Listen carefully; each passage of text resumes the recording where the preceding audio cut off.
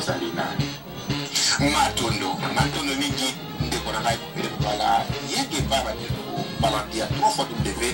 radio na biso kachopa yenge pe pa ya bandeko bazali na kati na conférence ezali esengo mingi ya kozala mpokwa lelo mpona kosolola likambo ya moto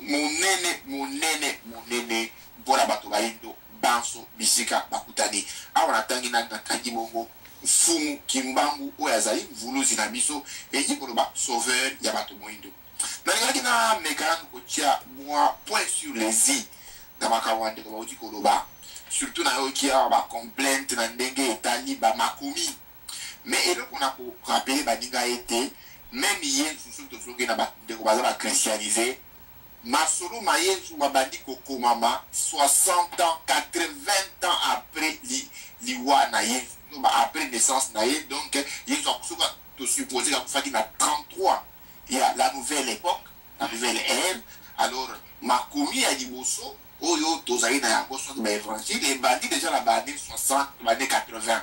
Donc, ezali biloko moko nenge e badani na koleka de bouche à l'oreille. Kaka lokola masula fumuki mbangu, puisque totali makambo yango nenge bakomeli yango na ndenge elekamaki na kade ba christianisé, tokomona peke ba écart ya maloba ezali ebele. Parce que zaki influencé toujours na ba tendance ou écoute à tendance politique, ou écoute à tendance idéologique. Alors, pour la répondre à Motuna, nayo papa Mopele Mubala, ngana kosala ka distinction na eloko moko ou esenge na betela sete liboso. Papa nompe vitakanga koti na radio katio par rapport à lelo pona koloba likambo ya mfumu kimbangu. Mais papa nompe vitakanga à côté était pona koloba likambo ya un soi-disant évangéliste Simon Kimbangu. Évangéliste Simon Kimbangu papa nompe ayebi ete.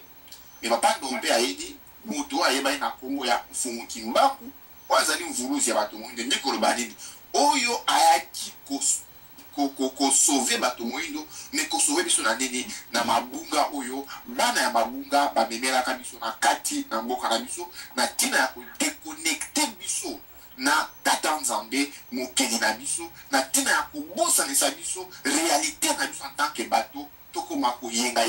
lokola bakipekapeka na kati na mokili bayebi esika bazali kokende te tala esika oyo papa Mopele Mobala ngai na kote na kati na 3 radio kati pa solo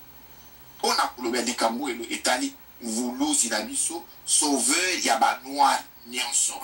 Alors nakanisi na mituna tango koya peut-être na kokota un peu na ba détail pour na kobimisa mwa moke na oyo na yebi mais nazali na esengo lisusu mingi ya koyeba ke kulutu na biso na bino komo biso aki azali awa na tina ete ye solo vraiment côté oyo etali histoire ya mfumu Kimbangu ye azali na ma précision azana ma précision pe na moyebi ya mosindo mais na ngambo mosusu biso pe tokosunga na tina ete masolo ekete vraiment na bolingo nyonso pe na pole nyonso matondo na zonsi maloba en tout cas matondo mingi dompe vita kanga bama batata bandeko bana somi ya mboka Congo ozali so penda kolanda 3 radio rbk.com. Alors tokenda nano solo penda epai ya Mbuta Nabilu Kombo nango bama batata bandeko bunayebi ke ozali vraiment ebele. Alors boka kile nano na ngonga oyo tozali nano na 81 personnes connectées. Alors vous multipliez par 5 pour pouvoir kozwa motango ya bato o ezali kolanda biso nano kaka to na 30-45 minutes oyo solo penda to vandi masolo mabiso ya poko ya lelo. Alors donc tout que non et po ya Mbuta Nabilu Kombo yo ki bande kondenge balobi. Alors pona yo Mbuta Nabilu Kombo mfumu Kimbangu azalina Matondo mingi papa na ngai Mopele Mobala mwana ya mfumu Kimbangu na kobanda kozongisa matondi mboka yo pe na kozongisa matondi na baibanso bazali na kati ya conférence kobanda na papa na biso Diambwana Zambwana Bolimbisi e koleka na papa na biso Ekumani Wechi papa na biso Dompei pe papa na biso Zumel ya solo na kozongisa matondo na baibanso bazali kolanda biso na pokwa ya lelo à travers le monde kasi yambo ete ngai naloba oyo ngai nazali na yango uta koyoka oyo ngai na yoki bandeko baleki liboso na ngai koloba eloko ya liboso na koloba ezali boye bakoko na biso balobi ete mayele ya mutu moko ekoki komema mboka mobimba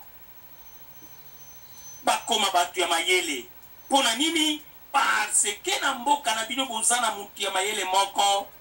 ekotinda ete soki bolandi mayele ya mutu wana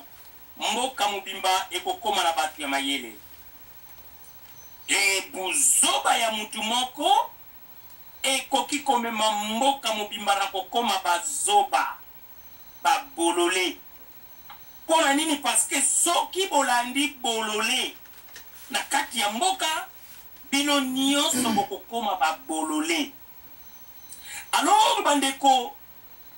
balandi nyonso oyo bazali kolanda biso à travers le monde mpe bandeko bazali na ngai kati na conférence soki tozalaki na stade Kamanyola eke tozosala émission oyo na kati ya stade Kamanyola na banti nalingaki nasenga na papa na ngai bopele bobala mwana ya mfumu Kimbangu akoka kotelemisa bato etango ye akotelemisa bato ekozala na motuna moko oyo akotuna bato motuna ya liboso ekozala nini ba oyo basi balota ndoto ya mfumu Kimbangu batelema okomona ete na bandi la moitié ya stade Kamanyola bakotelema po ete toyebi yango na bokebi nyonso toyebi yango ete bana ya Congo ozala muluba ozala muswahili ozala mutopoke surtout na bakongo na parlons pas batu ya motele modele si balala balota ndoto aloti mfumu Kimbangu mais soki tolobi ete na kati ya stade Kamanyola oyo asi alota ndoto alota Jésus atelema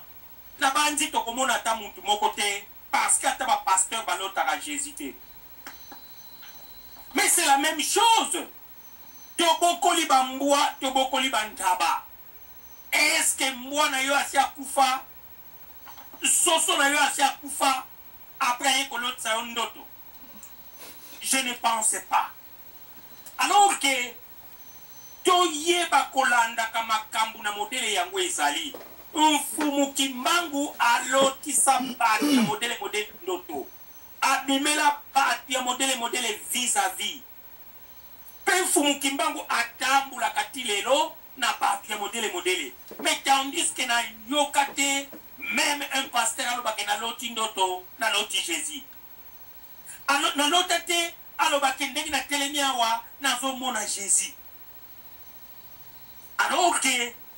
esika wana tokoyeba na Kimbangu na Jésus qui est plus grand na yoki papa na nga alobi ete Kimbangu azalaki catéchiste ça c'est vrai je le confirme Kimbangu azalaka catéchiste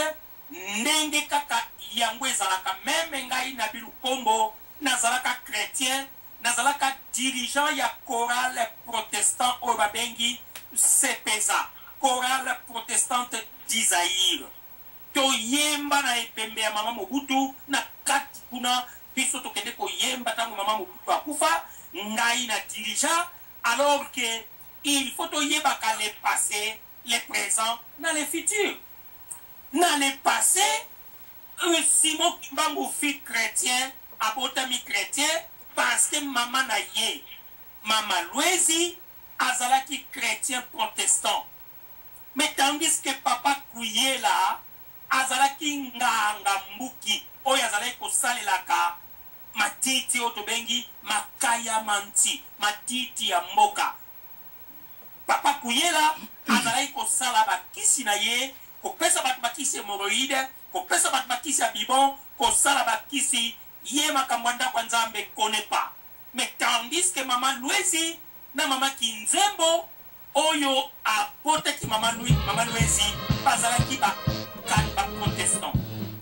Kimbangu abandi kokende na protestant jusqu'à ce que akoya kokoma catéchiste. Na mwana un catéchiste asalaki makasi po akoka kokoma longi. Longi ndenge tozobenga lelo pasteur parce que catéchiste